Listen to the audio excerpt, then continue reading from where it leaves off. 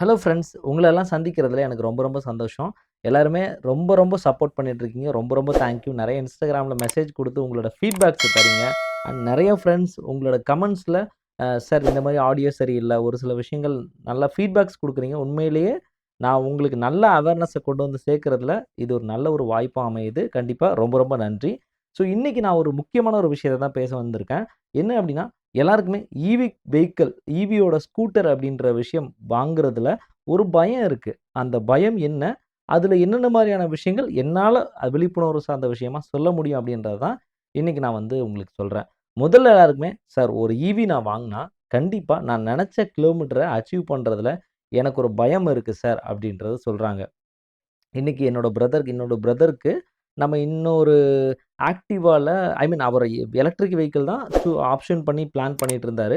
But அவருக்கு வந்து அந்த ரேஞ்ச் பேனிக்னாலேயே நான் வேண்டாம். நான் வந்து ஆக்டிவால இப்ப ரீசென்ட்டா ஒரு மாடல் வந்திருக்கு. நான் அதுவே எடுத்துக்கிறேன் அப்படின்ற அளவுக்கு இன்னைக்கு ஷோரூம்லாம் போயிருந்தோம். ஸோ அந்த மாரி விஷயங்கள்லாம் கூட சுவாரஸ்யமா நடக்கும். ஸோ இது என்ன காரணம்னா, நம்ம ஃபர்ஸ்ட்டு ஒரு ரேஞ்ச் அப்படின்றத சூஸ் பண்றப்போ 50% ரூல் அப்படின்னு ஒண்ணு இருக்கு. அல்லது 50, 30% ரூல்னு சொல்லுவோம். 50% ரூல்னா, நீ ஒரு நாளைக்கு அல்லது உங்களோட ரெகுலர் ட்ரிப் ஈவ்ன்றது எப்படின்னா, எப்பவுமே ஒரு கன்டின்யூவா டெய்லியும் நான் வந்து ஒரு குறிப்பிட்ட ரைடு அப்படின்றது கண்டிப்பா எனக்கு இருந்துட்டே இருக்கும் அப்படின்னா, வாங்குறீங்கன்னா பெட்டர். சும்மா வீட்லயே இருக்கோம், வீட்டு இதுக்காக யூஸ் பண்றீங்க அப்படின்னா, அதற்கு தகுந்த மாரியான வெஹிக்கிள நீங்க வாங்கிக்கிறது நல்லது. எலக்ட்ரிக் ஐ மீன் ஈவிலயே இருக்கு. ஸோ, அப்போ ரெகுலரா போறீங்க அப்படின்றப்போ, அது வந்து நியர்லி அட்லீஸ்ட் ஒரு நாளைக்கு ஒரு 25 கிலோமீட்டர்ஸ் போயிட்டு, மீதம் திரும்பவும் 25 கிலோமீட்டர்ஸ் வரீங்கன்னா, கண்டிப்பா உங்களுக்கு ரொம்ப ரொம்ப வொர்த்து. ஸோ, அப்போ நியர்லி அப்போ உங்களோட வந்து 50 கிலோமீட்டர்ஸ் டெய்லி ரைட் இருக்கு. அப்ப நீங்க வாங்க வேண்டியது பிளஸ் 50 கிலோமீட்டர்ஸ் சேர்த்து தரக்கூடிய 100 கிலோமீட்டர் போகக்கூடிய ஒரு வெஹிக்கிள வாங்குனீங்கன்னா ரொம்ப நல்லாருக்கும். இப்ப என்னோட இதுல 80 கிலோமீட்டர்ஸ் வந்து நான் டெய்லி வேண்டியிருக்கும். அப்ப அடிஷனலா நான் ஒரு 30 கிலோமீட்டர்ஸ் எனக்கு இருக்கிற மாரி இருந்துச்சுன்னா, ஒரு நல்லா இருக்கும் அப்படின்றதுனால, நான் 30% ரூல் வச்சு வாங்கியிருக்கேன். ஏன்னா, எனக்கு 80 கிலோமீட்டர்ஸ்னா நான் வாங்க வேண்டியது 160 கிலோமீட்டர்ஸ் வர வேண்டிய வெஹிக்கிள் வாங்கணும். அப்ப எனக்கு ஓலால எனக்கு பெரிய சாட்டிஸ்ஃபேக்ஷன் இல்ல. சிம்பிள் ஒன் என் ஏரியால கிடையவே கிடையாது. ஸோ, நான் ஆல்ரெடி ஒரு 6 மாசமா ரிசர்ச் பண்ணி பல வெஹிக்கிள் பார்த்து, எல்லாம் வேண்டான்னு தான் ஃபைனலா ஏத்தர்ல ஒரு பார்ட் ஒரு 2 மாசம், 3 மாசத்துக்கு முன்னாடி ஒரு வண்டி ஒண்ணு பிரதருக்கு சூஸ் பண்ணி குடுத்தோம். அதன் பிறகு அடுத்தது சரி அதே இதுலயே நம்ம வாங்கி என்ன பண்ணேன், ஸோ சம்வாட் அடுத்து என்ன பெட்டரா இருக்கு அப்படின்னு பார்த்து ரிவர்ல சூஸ் பண்ணி நான் வாங்குனேன். ஸோ இதுதான் இப்போ இந்த மாரியான ரூல்ஸ்ல தான் நம்ம வந்து செலக்ட் பண்ண வேண்டிய முதல் ஆப்ஷன் அப்படின்றத வச்சுக்கணும். 2வது பொறுத்தவரை பார்த்தீங்கன்னா, பேட்டரியோட ரிலையபிலிட்டி. பேட்டரி உழைக்குமா? பேட்டரி உண்மையிலேயே வருமா? அப்படின்னு நெறைய விஷயங்கள் சொல்றாங்க. ஸோ உண்மையிலேயே இந்த பேட்டரி சார்ந்த விஷயத்தில நான் அப்சர்வ் பண்றது, லித்தியம் அயான் பேட்டரின்றது நியர்லி நமக்கு வந்து அரவுண்ட் ஒரு 1800லேருந்து 2000 சைக்கிள்ஸ் வரைக்கும் தாராளமா அது இயங்கும் அப்படின்றாங்க. இன்னைக்கு ரிவர்ல நான் ரெகுலரா வந்து பேட்டரியோட இன்ஃபர்மேஷன் பிஃபோர் த பர்ச்சேஸ்லயும் சரி, இப்போ ரீசென்ட்டா ஒரு 2 டேஸ் பேக் முன்னாடி பேசினப்பவும் சரி, அவங்களோட ஸ்டேட்மெண்ட் அப்படின்றதுனா, வெஹிக்கிள் வந்து 1,00,000 கிலோமீட்டர் வரைக்கும் டெஸ்ட் ரைட் பண்ணியிருக்கு. அந்த டெஸ்ட் ரைட் பண்ணியுமே பேட்டரியோட எஸ்ஓஹெச் ஸ்டேட் ஆஃப் ஹெல்த்ன்னு சொல்லுவாங்க. அந்த ஸ்டேட் ஆஃப் ஹெல்த் அப்படின்றது 16% தான் குறைஞ்சிருக்கு அப்படின்ற இன்ஃபர்மேஷன்ஸையும் ரிவர் வந்து புரொவைட் பண்ணியிருந்தாங்க. இந்த மாரி நீங்க என்ன வெஹிக்கிள் எடுக்க போறீங்களோ, அந்த வெஹிக்கிள்ல கஸ்டமர் கேர்ட்ட நீங்க டைரக்ட்டா அப்ரோச் பண்ணலாம். நீங்க தயவு செய்து ஷோரூம்ல போய் கேட்டீங்கன்னா, தயவு செய்து எதையுமே சொல்ல மாட்டாங்க. அவங்களுக்கு ஒண்ணுமே தெரியாது. தயவு செய்து. So you can directly customer care number எடுத்து டைரக்ட்டா நீங்க பண்ணிட்டீங்கன்னா, இந்த இன்ஃபர்மேஷன்ஸ வாங்கிக்கலாம். இத வாங்கிட்டு இன்கேஸ் ஃபியூச்சர்ல வேற ஏதாவது ஒரு பிரச்சனை இருக்கு அப்படின்னா, இத வந்து கண்டிப்பா கன்சியூமர்ல நீங்க வந்து டைரக்ட்டா நீங்க அப்ரோச் பண்றதுக்கு டெஃபினட்டா அந்த டேட்டான்றது யூஸ் ஆகும். ஸோ டெஃபினட்டா அந்த கால் ரெக்கார்ட்ஸ் நீங்க வச்சுக்கிறது ரொம்ப ரொம்ப நல்லது. ஏன்னா, அவங்க சொல்லி தான் நம்ம வந்து பர்ச்சேஸ் பண்றோம். ஸோ அது it is a line of statement. அது ரொம்ப ரொம்ப முக்கியம். ஸோ இது ஒரு விஷயம். இந்த பேட்டரியோட ரிலையபிலிட்டில. ஸோ என்னோட பொறுத்தவர நம்ம வந்து அதாவது நம்ம ஒரு வெஹிக்கிள் வாங்குறோம். அதுக்கான கிலோமீட்டர ஃபர்ஸ்ட்டு நம்ம ரன் பண்ணிட்டோம். அந்த கிலோமீட்டர ரன் பண்ணி நம்ம ஒரு ஆக்சுவல் அந்த போட்ட அமௌண்ட்ட எடுத்துட்டோம் அப்படின்னாலே, ஃபர்ஸ்ட்டு ஃபேஸ் ஆஃப் பெனிஃபிட் அப்படின்றது ஈஸியா நமக்கு வந்து கிடைச்சிரும். அதன் பிறகு ஓடுறது எல்லாமே லாபம் தான். ஸோ இந்த ஆஸ்பெக்ட்ஸ்ல நான் வந்து பார்த்து தான் நான் வந்து வண்டி வாங்குனேன். ஏன்னா நான் டெய்லியும் பெட்ரோலே நியர்லி ₹230க்கு பெட்ரோல் போட வேண்டியிருக்கும். ஸோ அப்ப நியர்லி நான் போயிட்டு வரதுக்கு 200 டூ 230 கேரளாவுக்குள்ள போட்டோம்னா, அந்த மாரி ரேஞ்ச்ல வந்துரும் நமக்கு. ஸோ இப்ப டெய்லியும் நம்ம தமிழ்நாட்ல தான் போடணும் அப்படின்லாம் பார்க்க முடியாது. ஸோ அப்ப கேரளால போடும்போது சம்வாட் ஒரு ₹7-8 அதிகமா இருக்கும். ஸோ அப்ப அந்த ரேஞ்ச் ஆஃப் அமௌண்ட் அப்படின்றது தாராளமா வந்துரும்.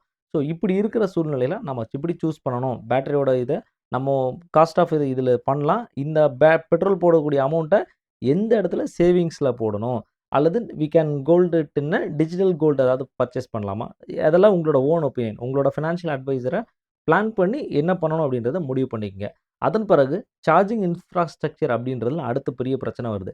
ஒரு சில வெஹிக்கிள் அப்படின்றது வீட்ல மட்டும் தான் சார்ஜ் பண்ண முடியும். வெளிய கண்டிப்பா சார்ஜ் பண்ணவே முடியாது. ஸோ, அப்போ ஒரு சில வெஹிக்கிள் அப்படின்றப்ப ரிவர் பொறுத்தவரை வீட்ல மட்டும் தான் சார்ஜ் பண்ண முடியும். அல்லது நீங்க இப்ப ஒரு சில கேரளா பொறுத்தவரை பார்த்தீங்கன்னா, ஒவ்வொரு போஸ்ட்லயும் ஒவ்வொரு ஏரியாவோட கார்னர்ஸ்லயுமே பார்த்தீங்கன்னா, எலக்ட்ரிசிட்டி போர்டோட அந்த அ ம மின் கம்பங்கள் இருக்கும் இல்லையா? அதுல ஒரு எலக்ட்ரிசிட்டி வண்டி சார்ஜ்க்கான போர்ட்ஸ் வச்சிருக்காங்க. அங்க பைக் சார்ஜ்க்கு நீங்க 3 பிளக் ஐ மீன் 5 ஆம்ப் பிளக்கும் போடலாம். 16 ஆம்ப் பிளக்கும் போட்டுட்டு நீங்க ரீசார்ஜ் பண்ணி ஐ மீன் அதுக்கு ஒரு ஆப் இருக்கும். கேசிபி ஆப்ன்னு சொல்லிட்டு இந்த மாரி ஆப்ஷன்ஸ் வந்து குடுத்துருக்கு. இப்ப தமிழ்நாடு இந்த இன்ஃப்ராஸ்ட்ரக்சர் இன்னும் டெவலப் ஆகணும்.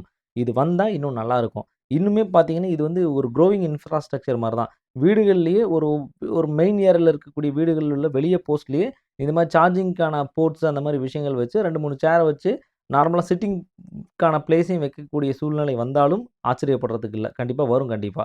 ஸோ இந்த ஃபெசிலிட்டீஸ் இருக்கிற மாரி ப்ராப்பரா பார்த்து வாங்கிக்கங்க. உங்களோட ரைட் அப்படின்றது ஃபிக்ஸ்டா இல்ல ஆசிலேட்டடா இருக்கும்.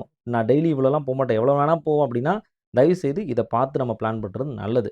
ஸோ பட் முன்னாடியே இத புரிஞ்சு வச்சுக்கிட்டு நீங்க உள்ள போனீங்கன்னா, தேவையில்லாத பதட்டங்கள் வேண்டாம் அப்படின்றது இல்லை அப்படின்றத ஒரு ஒரு விழிப்புணர்வுக்காக இத நான் பதிவு செய்றேன்.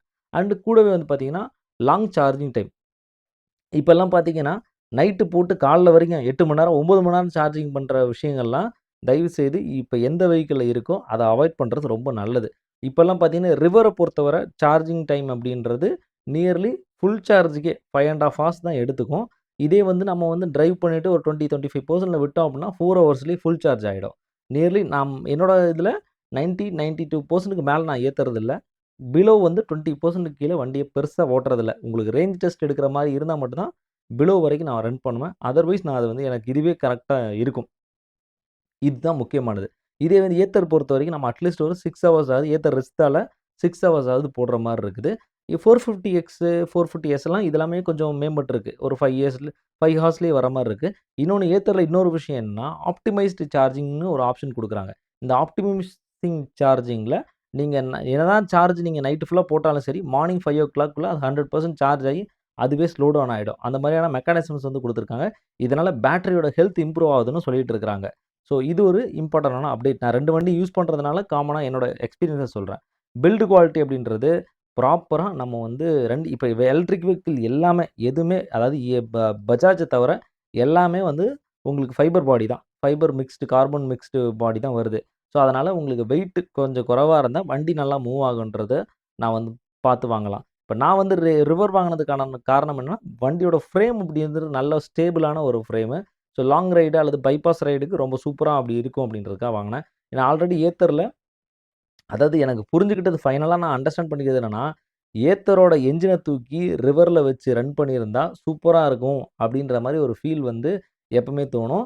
ஏத்தர்ல ரிவரோட பாடிய தூக்கி அ ஏத்தர்ல பாடியா கட்டி விட்டோம்னா, சூப்பரா வண்டி ஓடும் அப்படின்ற மாரி அந்த ரிவரோட ஃபீல் வரும் அப்படின்ற மாரியான ஒரு காமிக்கான இது என் பிரதர்ட்ட நான் அடிக்கடி போகும்போதெல்லாம் சொல்ட்டே வருவேன். ஏன்னா, இங்க நல்லா இருக்கு, ஒண்ணு நல்லா இல்ல. ரிவர்ல ஒண்ணு நல்லா இருக்கு, இன்னொன்னு நல்லா இல்ல. 2ல அப்படியே மாத்தி வச்சீங்கன்னா, வண்டி சூப்பரா இருக்கும் அப்படின்ற ஒரு ரீசன இதுல வந்து நாங்க பேசிட்டு ஜாலியா சிரிச்சுட்டே போயிட்டுருப்போம்.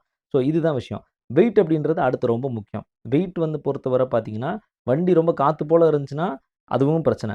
ரொம்ப வெயிட்டா இருந்தாலும் மைலேஜ் ட்ராப் ஆகும். அதனால மீடியமான என்ன வெயிட்ல இருக்கு அப்படின்றத பார்த்து வாங்கணும். அதன் பிறகு பார்த்தீங்க அப்படின்னா, ஆ சேஃப்டி கன்சர்ன். சேஃப்டி கன்சர்ன்ல பொறுத்தவரை பார்த்தீங்க அப்படின்னா, நம்மளோட டயர் தான் ரொம்ப ரொம்ப முக்கியம். டயர்ல எப்பவுமே ஃப்ளாட் டயர் இல்லாம, ப்ராப்பரா நம்ம வந்து நிமோனிடெக் டயர்ன்னு சொல்லுவோம். நிமாட்டிக் டயர் சாரி. அதில வந்து பார்த்தீங்கன்னா, நம்ம நிமாட்டிக் டயர்ல குறிப்பிட்டு மோர் தென் ஒரு 12 இன்ச் சைஸ்க்கு மேல இருக்கிற மாரி வெஹிக்கிள் வாங்குனீங்கன்னா தான் ஸ்டேபிளா இருக்கும். இப்ப ஏத்தர்லாம் பார்த்தீங்கன்னா 12 இன்ச் வருது. ரிவர்ல மட்டும் 14 இன்ச் வருது. அண்ட் இப்போ அ ஆர்பிட்டர்ன்னு டிவிஎஸ்ல ஒரு மாடல் வந்திருக்கு. ஃப்ரண்ட்ல 12ம் பேக்ல 14ம் அப்படின்ற மாரியான ஒரு இல்ல ஃப்ரண்ட்ல 14ம் பேக்ல 10ம் 12ம் சாரி. இந்த மாரியான பேட்டர்ன்ல வந்துட்டு இருக்கு. ஸோ இப்படி கூட வண்டி வந்துட்டுருக்கு. மிக்ஸிங் காம்போல. ஸோ இதெல்லாம் எப்படி ரைடிங் குவாலிட்டி இருக்குதுன்னு அப்சர்வ் பண்ணி வாங்குறது நல்லது. எந்த அளவுக்கு டயரோட விட்த் நல்லா இருக்கோ, அப்ப ஸ்டேபிள் நல்லாருக்கும். ஸ்டெபிலிட்டி நல்லாருக்கும். ஒரு லாங்கா போனா கூட, அல்லது நீங்க ஒரு வெயிட் ஏத்திட்டு போனா கூட, இல்ல ஃபேமிலியா 3 பேர் போனா கூட, ரொம்ப ரொம்ப நல்லாருக்கும். அண்ட் கூடவே அ மெயின்டனன்ஸோட வொரீஸ் அப்படின்றது ரொம்ப அதிகமா இருக்கும். என் சர்வீஸ் சென்டர் பக்கத்துல இல்லையே, நான் எதுனாலும் இவ்வளோ தூரம் டிராவல் பண்ணி போணுமேன்னு ஒரு பதட்டம் அப்படின்றது வர்றது காமன் தான். ஸோ அதனால யூசர் ரிவ்யூஸ பாருங்க. யூசர் ரிவ்யூஸ் என்ன சொல்றாங்க? என்ன மாரியான ப்ராப்ளம் சொல்றாங்க? எதில பிரச்சனை இருக்கு? பாடி உடையறது, குவாலிட்டி அதெல்லாம் இல்ல. வண்டி ஓடுதா? எவ்வளோ தூரம் ஓடுது? நல்லா ஓடுதா? யாராவது பேட்டரில பெரிய பிரச்சனை சொல்றாங்களா? அல்லது ரேஞ்சுல பெரிய பிரச்சனை சொல்றாங்களா? அத மட்டும் பார்த்தீங்கன்னா, இந்த மெயின்டனன்ஸ் வொரீஸ் அப்படின்றது பெருசா நமக்கு வந்து வொரி பண்ணாது. அதனால இது ஒரு மேஜரான பாயிண்ட்டா வந்து வச்சுக்கிறது நல்லது. அப்புறம் ஃபியூச்சர்ஸ் பொறுத்தவர எப்பவுமே அதிகமான ஃபியூச்சர்ஸ் அப்படின்றது நமக்கு எப்பவுமே ஒரு ஆபத்து தான். ரிவர் பொறுத்தவர பெரிய ஃபியூச்சர்ஸே இருக்காது. இப்ப ஜென் 3ல தான் இப்ப ஃபியூச்சர்ஸ் அப்படின்றத கொண்டு வந்திருக்காங்க. நான் ஜென் 2 வச்சிருக்கேன். பட் எனக்கு இந்த பெரிய தலைவலியே கிடையாது. எனக்கு ஒரே ஒரு விஷயம் என்னன்னா, அந்த ஆப் சரியா ஒர்க் ஆகாது.